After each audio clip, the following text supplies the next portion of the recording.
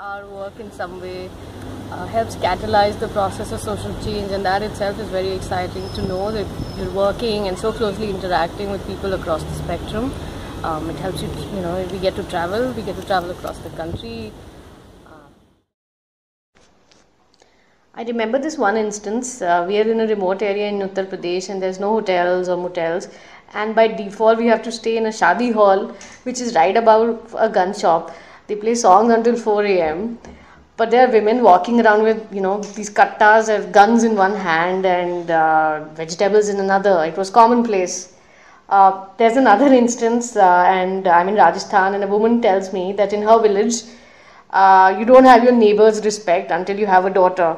A son, no, that's not good enough. Every woman must have a daughter. And we think, hey, not all is lost. We must be doing something right.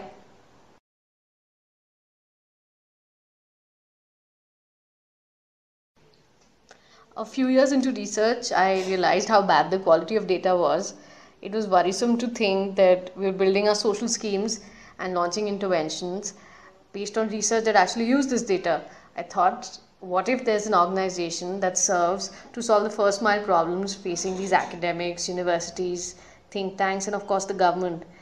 We would concentrate on experimenting with methodology, fieldwork, analysis, and indirectly be catalysts to their work. It would be all about social impact through data.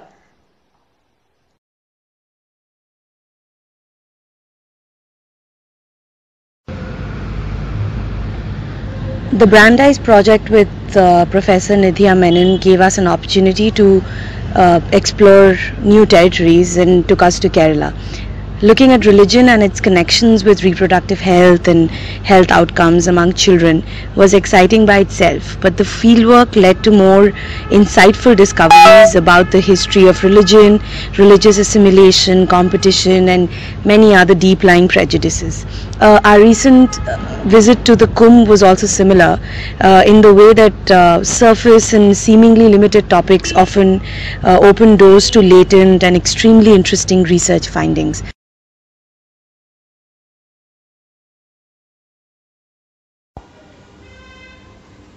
I don't think anybody got a taste of a foxylacious meal. Well, that happens when your field site is Mawsynram, the rainiest place in the world, traveling in the northeast all by yourself for an evaluation for WaterAid India, exploring cultural diversities, building ethnographies, designing optimal methods, analysis, and an awesome team to work with is the wow factor about work. Also, post Modi elections, we did a study on governance for the British Council to map out perceptions among youth across 6 states, including Bengal and Delhi.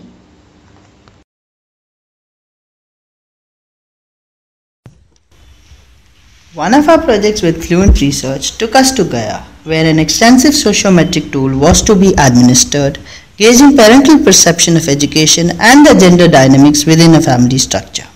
On a positive note, I happened to interact with some of the kids super sharp with fluent English speaking skills and updated current affairs. On the same day, we were at another village in the vicinity which had curfew for the last 2 days. This one trip made me realize that while so much had been done, there was so much more to do.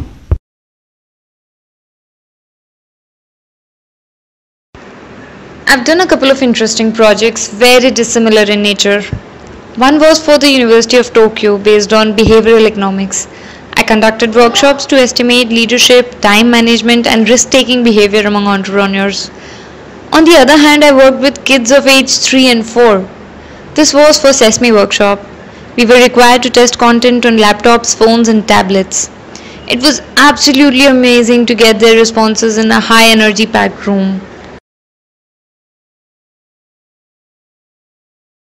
We got to visit the Kumbh Mela because of our project with Wash United. It was the most fascinating event I've ever witnessed in my entire life. Everything was an adventure and everything was fascinating. I think the highlight of my trip was when I was smacked in the head by a broom and I was told that it was a form of a blessing.